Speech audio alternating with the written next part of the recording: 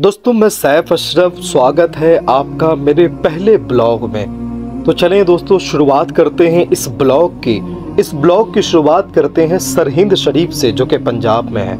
वो सरहिंद शरीफ जहां अल्लाह रब्बुल इज़्ज़त का एक महबूब बंदा, वो एक वली कामिल जिसे इमाम रब्बानी मुजद्दिद अल्फसानी क़य्यूम ज़मानी शेख अहमद अल फ़ारूक़ी सरहिंदी अलैहि रहमा के नाम से जाना जाता है। इनकी शान और मकाम के बारे में अगर हम जानना चाहें कि ये कौन है, इनकी शख्सियत इतनी बुलंद और आला है कि इनके वालिद शेख अब्दुल अहद फ़ारूक़ी सरहिंदी अलैहि रहमा, जो कि सिलसिले चिश्तिया साबरिया के एक बहुत बड़े बुज़ुर्ग हैं, वो फरमाते हैं कि मैंने एक मरतबा एक ख्वाब देखा। ख्वाब में मैंने ये देखा कि पूरी दुनिया में अंधेरा छा चुका है और तारीकी फैल चुकी है और खिंजीर, बंदर और रीछ लोगों को ज़बह किया जा रहा है। उनके सीने से अचानक एक नूर निकलता, जिसमें देखा कि अचानक उनके सामने एक शाही तख्त नजर आने लगा और उस शाही तख्त पर एक अजीबुशान शख्स बैठा हुआ था और उस तख्त नशी के सामने, यानी उस शाही तख्त पर जो शख्स बैठा था, उसके सामने जालिम लोगों को और बेदीन लोगों को और फितना फैलाने वाले लोगों को और गुमराही फैलाने वाले लोगों को ज़बह किया जा रहा था। और मैंने देखा कि वहाँ पर एक शख्स था जो बुलंद आवाज़ से कुरान करीम की ये आयत पढ़ रहा था, कुल जा अल हक़्क़ु व ज़हक़ल बातिल, जिसका मतलब होता है कि यकीनन हक आ गया और बातिल मिट गया। शेख अब्दुल अहद फ़ारूक़ी वो फरमाते हैं कि जब वो ख्वाब से बेदार हुए तो अपने इस ख्वाब की वजह से वो बहुत हैरत ज़दा, बहुत परेशान हो गए।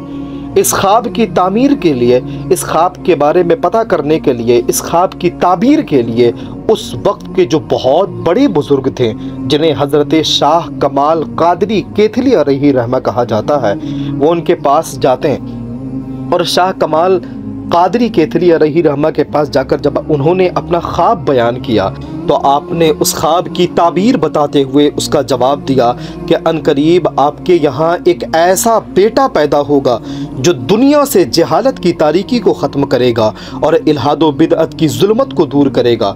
अनकरीब वो बेटा पैदा हुआ और वो बेटा कोई और नहीं बल्कि इमाम रब्बानी मुजद्दिद अल्फसानी क़य्यूम ज़मानी शेख अहमद अल फ़ारूक़ी सरहिंदी अलैहि रहमा है। ये वो मुक़द्दस ज़ात है, ये वो अल्लाह तबारक व तआला की बरगुज़ीदा वो बंदे हैं जिनके बारे में अल्लामा इक़बाल कहते हैं कि हाजिर हुआ मैं शेख मुजद्दिद के लहद पर, वो खाके ज़ेरे फ़लक मतलए अनवार, इस खाक के ज़र्रों से शर्मिंदा सितारे, इस खाक में पोशीदा है वो साहिबे असरार, गर्दन न झुकी जिसकी जहांगीर के आगे, जिसकी नफ्से गरम से है गर्मीए अहरार, वो हिंद में सरमायाए मिल्लत का निगहबान, अल्लाह ने किया जिसको बर वक्त ख़बरदार। ये शान थी हज़रत मुजद्दिद अल्फसानी क़य्यूम ज़मानी हज़रत शेख अहमद अल फ़ारूक़ी सरहिंदी अलैहि रहमा की। 14 शव्वाल 971 हिजरी में 26 मई 1564 ईस्वी में सरहिंद शरीफ में आपकी पैदाइश हुई। आपका सिलसिले नसब अमीरुल मोमिनीन हज़रत उमर फ़ारूक रज़ियल्लाहु ताला अन्हु से मिलता है। इब्तिदाई तालीम हासिल करने के बाद आपने दरसो हदीस का मामला सीखा। उसके बाद आपने रूहानियत के लिए एक दिल्ली के बहुत बड़े शेख, एक बहुत बड़े सूफ़ी ख्वाजा बाकी बिल्ला की खिदमत में हाजिर हुए और उनके दस्ते अक़दस पे आपने बैत की और आपकी ज़ात को हज़रत उमर बिन अब्दुल अज़ीज़ के बाद दूसरे 1000 साल का मुजद्दिद कहा जाता है। यही वजह है कि आपको मुजद्दिद अल्फसानी कहा जाता है। 28 सफ़रुल मुज़फ़्फ़र को 1034 हिजरी और 10 दिसंबर 1624 ईस्वी में आपकी वफ़ात हुई। दोस्तों अब चलते हैं हम मुजद्दिद अल्फसानी के शहज़ादे ख्वाजा मासूम के आस्ताने पर। हज़रत ख्वाजा मासूम अलैहि रहमा का आस्ताना कैंपस के दूसरे दरवाजे से एक पीछे की तरफ जो रास्ता जाता है, आप देख सकते हैं स्क्रीन पर, ये पीछे की तरफ जाने के बाद हज़रत ख्वाजा मासूम अलैहि रहमा का आस्ताना है। ये ख्वाजा मासूम अलैहि रहमा ये कौन है, तो ज़रा इनके बारे में जानते हैं कि मुजद्दिद अल्फसानी एक मुद्दत तक औलाद की नेमत से महरूम रहे। एक मुद्दत तक हज़रत मुजद्दिद अल्फसानी को कोई औलाद ना रहा। बहुत सोचो फ़िक्र में रहा करते थे, बहुत फ़िक्रमंद रहा करते थे कि एक मरतबा एक दिन रात में सरकार दो आलम सल्लल्लाहु ताला अलैहि वसल्लम हज़रत अहमद अल फ़ारूकी के ख्वाब में आए और ख़्वाब में तशरीफ़ लाकर सरकार दो आलम सल्लल्लाहु अलैहि वसल्लम ने यह बशारत दी कि ए अहमद अल फ़ारूकी, तुम्हारे घर एक बेटा पैदा होगा और उसका नाम तुम मासूम रखना। जब यह बशारत हज़रत मुजद्दिद अल्फ़सानी को अल्लाह के रसूल ने दी तो वो ख्वाब से बेदार होकर अपनी अहलिया को बताने के लिए गए। जैसे ही वो अहलिया के पास पहुँचे तो उनकी अहलिया भी किसी बात को बताने के लिए बहुत बेसब्री से बेकरारी से इंतज़ार कर रही थी। हज़रत शेख ने पूछा कि क्या बात है, तुम कुछ कहना चाहती हो? उनकी अहलिया ने कहा कि मैंने एक ख्वाब देखा और बेआईनी ही वही ख्वाब जो मुजद्दिद अल्फ़सानी ने देखा था, वही ख्वाब उनकी अहलिया ने भी उनसे बयान किया। तो मुजद्दिद अल्फ़सानी ने कहा कि बेआईनी ही मिन्नो अन, मैंने भी यही ख्वाब देखा है कि मुझे एक औलाद की बशारत दी गई है। आखिरकार उस शहजादे की पैदाइश हुई जिसकी बशारत रसूल करीम सल्लल्लाहु तआला अलैहि वसल्लम ने दी थी और हुक्म रसूल के मुताबिक उस शहजादे का नाम भी मासूम रखा गया। हज़रत मासूम इंसान हज़रत ख्वाजा मासूम से सिलसिले नक्शबंद पूरी दुनिया में फैला और मुजद्दिद अल्फ़सानी का नसब इन्हीं से आगे बढ़ा। ये सिलसिला पूरी दुनिया में बहुत शोहरत याफ्ता बना। एक मरतबा जब रमज़ान के चाँद के मामले में लोगों को शक व शुबा हो गया तो लोग मुजद्दिद अल्फ़सानी की बारगाह में आए और अर्ज़ करने लगे कि ए मुजद्दिद अल्फ़सानी, हमें बताया जाए कि क्या हम कल से रोज़ा रखें या ना रखें, क्योंकि चाँद के मामले में शक है। हज़रत मुजद्दिद अल्फ़सानी ने कहा कि अगर मेरा बेटा मासूम अगर अफ्तार से पहले अगर दूध मांगता है तो तुम समझ जाना कि कल रोज़ा नहीं है, और अगर नहीं मांगता है तो तुम समझ जाना कि कल के दिन रोज़ा रखना था। और हज़रत मुजद्दिद अल्फ़सानी ने सबको हुक्म दे दिया कि तुम रोज़ा रखो। तारीख़ में आता है हज़रत मासूम ख्वाजा मासूम ने अफ्तार से पहले एक मरतबा भी दूध नहीं मांगा, जिसकी वजह से मुसलमानों का रोज़ा ज़ाया न हुआ।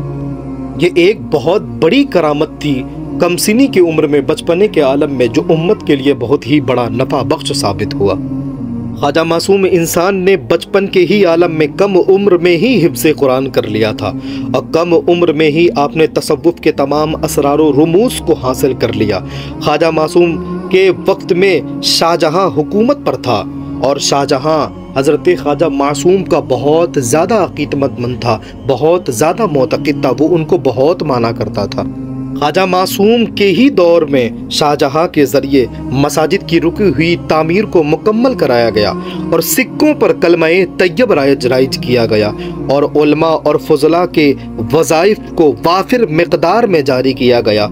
और इस तरीके से ख्वाजा मासूम ने अपने वालिद मुजद्दिद अल्फ़सानी, इमाम रब्बानी क़य्यूम ज़बानी, शेख अहमद अल फ़ारूकी अलैहि रहमा के नामुकम्मल ख्वाहिशात को अमली शक्ल देकर पूरी की। अब चलते हैं उस मुक़द्दस मकाम पर जहाँ पर कहा जाता है कि 12 नबियों के मज़ारात है, यानी उस जगह का नाम बरास है जहाँ पर 12 नबियों के मज़ारात हैं और यहाँ से तकरीबन आस्ताना मुबारक से तकरीबन 15 से 20 किलोमीटर की दूरी पर यह जगह है। तो चलिए चलते हैं दोस्तों। ये वो मकाम है जिसे बरास कहते हैं और यही वो जगह है जिसके अंदर 12 नबियों के मज़ारात है।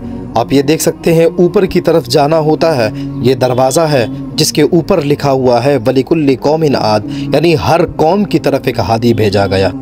ये 12 अंबियाए कराम के मज़ारात है जहाँ कहा जाता है कि यहाँ पर 12 नबियों के मज़ारात है, जिसमें से 9 मज़ार यहाँ पर है।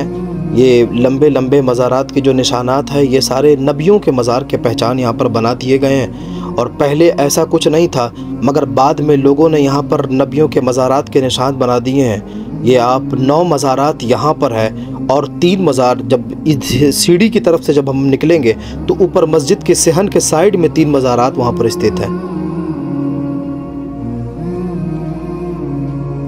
9 मज़ारात वहाँ ऊपर की तरफ थे और 3 मज़ारात ऊपर की तरफ हैं। जब आप ऊपर से सीढ़ी चढ़ के ऊपर जाएंगे, ऊपर एक शानदार मस्जिद है और ये एक मदरसा भी है जहाँ दरस व तालीम का मामला रहता है, जहाँ कुरान करीम की तिलावत सिखाई जाती है और दरस व हदीस बताया जाता है। यही वो 3 मज़ारात है, स्क्रीन पर आप देख रहे होंगे।